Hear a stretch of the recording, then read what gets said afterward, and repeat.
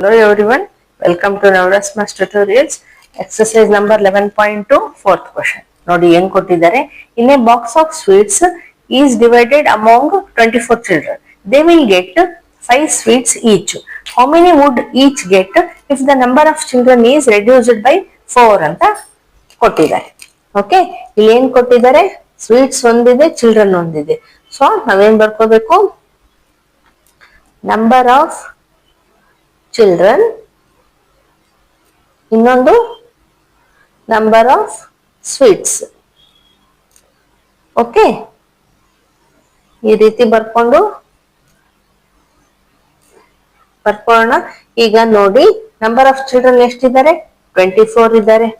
Okay, sweets ಎಷ್ಟು ಕೊಡ್ತಾ ಇದ್ದಾರೆ? 5 ಕೊಡ್ತಾ ಇದ್ದಾರೆ.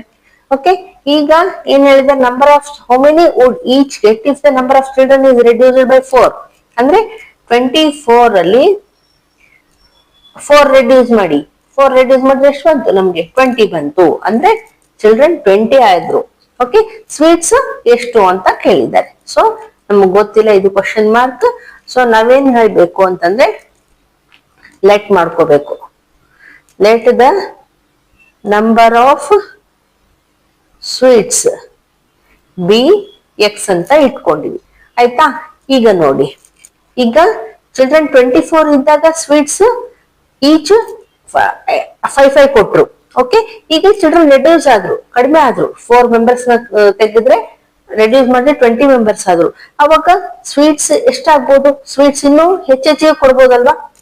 ಸ್ವೀಟ್ ಬಾಕ್ಸ್ ಅಲ್ಲಿ ಅಷ್ಟೇ ಇದೆ, ಸ್ವೀಟ್ ಏನ್ ಹೆಚ್ಚಾಗಿಲ್ಲ ಕಡಿಮೆ ಆಗಿಲ್ಲ, ಅಷ್ಟೇ ಸ್ವೀಟ್ಸ್ ಅಲ್ಲಿ. ಮಕ್ಕಳು ಕಡಿಮೆ ಆದ್ರೆ ಏನ್ ಮಾಡ್ತಾರೆ? ಸ್ವೀಟ್ ಹೆಚ್ಚಾಗತ್ತೆ. ಸೊ ಹೆಚ್ಚೆಚ್ಚಿಗೆ ಕೊಡ್ಬೇಕಾಗತ್ತೆ. ಸೊ ಇಲ್ಲಿ ಏನಾಗತ್ತೆ? Inversely proportional. ನೋಡಿ, ಮಕ್ಕಳು ಜಾಸ್ತಿ ಇದ್ದಾಗ ಸ್ವೀಟ್ಸ್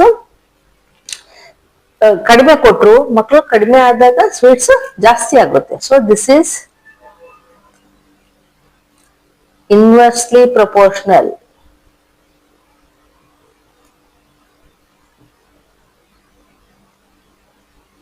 ಓಕೆ, ಈಗ ಇನ್ವರ್ಸ್ಲಿ ಪ್ರಪೋರ್ಷನಲ್ ಅಂತ ಗೊತ್ತಾದ್ರೆ ಏನ್ ಬರ್ಕೋಬೇಕು ನಾವು? ಇಲ್ಲಿ ಎಕ್ಸ್ ಅಂತ ಇಟ್ಕೊಂಡಿದೀವಲ್ವಾ?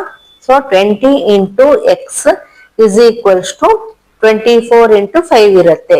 ಇರ್ಲೇಬೇಕು. ಇನ್ವರ್ಸ್ಲಿ ಪ್ರಪೋರ್ಷನಲ್ ಅಂದ್ರೆ ಇದು product of this one is equals to product of this number. So ನೋಡಿ, ಈಗ X is equals to same 24 into 5 upon ಈ 20 ನ ಈಕ್ವಲ್ಸ್ ಟು ಈ ಕಡೆ ಕಳಿಸಿದ್ರೆ ಡಿವೈಡ್ ಆಗುತ್ತೆ ಅಲ್ವಾ? ನೋಡಿ, ಈಗ ಕ್ಯಾಲ್ಕುಲೇಷನ್ ಮಾಡೋಣ. 5 1 5 4 ಅಗೇನ್ 4 1 4 6 6 ಇಂಟು 1 ಮಾಡಿದ್ರೆ 6 ಬಂತು. So X is equals to 6 ಅಂದ್ರೆ ನಂಬರ್ ಆಫ್ ಸ್ವೀಟ್ಸ್ 6 ಸಿಕ್ತು.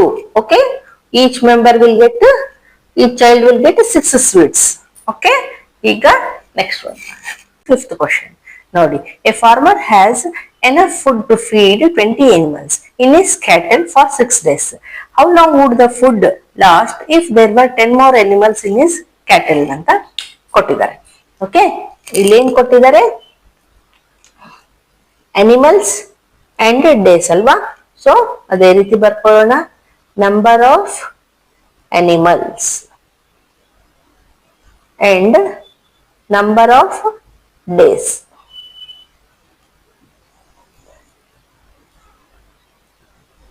ನೋಡಿ, ನಂಬರ್ ಆಫ್ ಅನಿಮಲ್ಸ್ ಎಷ್ಟಿತ್ತು? 20 ಅನಿಮಲ್ಸ್ ಇತ್ತು. Days 6 days.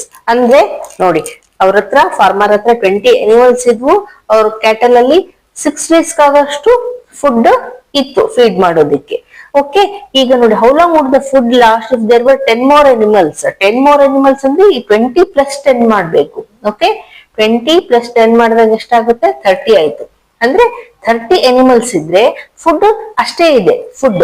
ಓಕೆ, ಅದು ಎಷ್ಟು ಡೇಸ್ ಬರುತ್ತೆ ಅಂತ ಕೇಳಿದ್ದಾರೆ. ಓಕೆ, ಈ ಡೇಸ್ ಫೈಂಡ್ ಔಟ್ ಮಾಡ್ಬೇಕು ನಾವು, ಇದು ಗೊತ್ತಿಲ್ಲ. ಸೊ ನಾವೇನ್ ಮಾಡ್ಬೇಕು? ಲೆಟ್ ಅಂತ ಮಾಡ್ಕೊಳ್ಳೋಣ. Let the number of days B X ಅಂತ ಇಟ್ಕೊಳ್ಳೋಣ. ಈಗ ನೋಡಿ, ಅನಿಮಲ್ಸ್ 20 ಇದ್ದಾಗ 6 ಡೇಸ್ಗೆ ಆಯ್ತು ಫುಡ್ ಅಲ್ವಾ?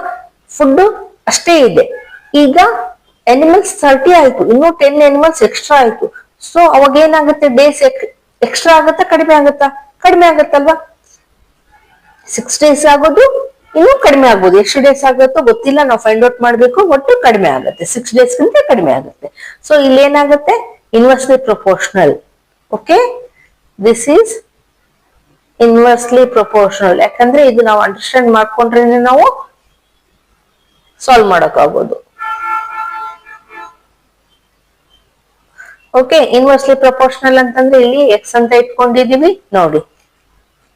30 into x is equals to 20 into 6. Okay, x is equals to 20 into 6 upon 30. Okay, ಈಗ 0 0 cancels, 3 1s are 3, 2 2s are 2 2s are 4 ಆಯ್ತು. ಅಂದ್ರೆ x is equals to 4 ಬಂತು. ಏನಿದು, how long would the food last ಅಂತ ಕೇಳಿದ್ರೆ number of days. So ಏನ್ ಹೇಳ್ಬೋದು ನಾವು, so food lasts for 4 days. Alva, this is the answer. ಈಗ next one.